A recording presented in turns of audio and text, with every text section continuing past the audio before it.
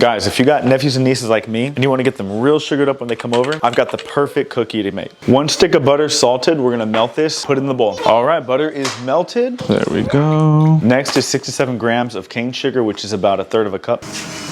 Brown sugar is gonna be next, 100 grams, which is about 1/2 cup. We went a little over, thanks to Cheeky here, but we'll work with it. Get your mixer, mix for about 2 to 3 minutes until well combined.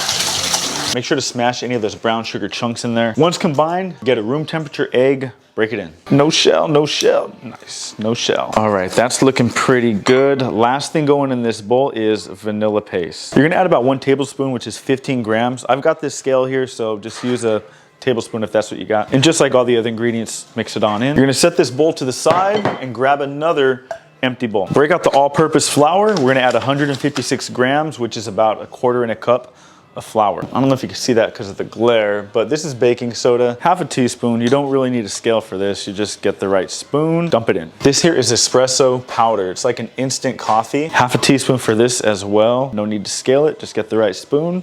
You're good. Mix it all in. Grab that first bowl from earlier, wet, dry. We're gonna start pouring the dry into the wet, little by little, not all at once, because then it gets really hard to stir. First, drop in, give it a nice mix. You know, I just had some guests this past weekend and I feel bad. I didn't even attempt to make them or bake them anything. Okay, let me bring you over here. This is how you want it to look. It's absolutely perfect.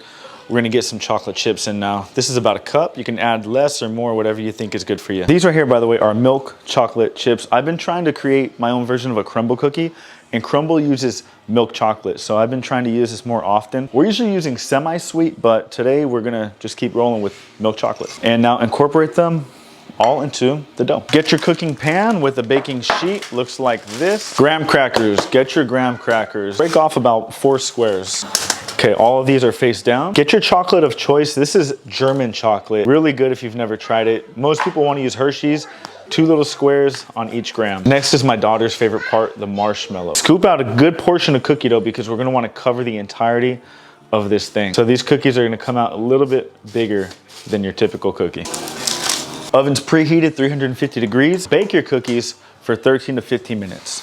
Oh my God, they're huge. These are massive, but that's what we want, right? We're trying to feed these kids these cookies. Those chocolates from earlier, get a couple of extra pieces, put them right on top anywhere you'd like. That way they can melt and incorporate into the cookie. All right, so these guys are massive. When it's done baking and cooling, you're gonna have yourself the most ooeyest, gooeyest campfire s'more cookie you've ever had.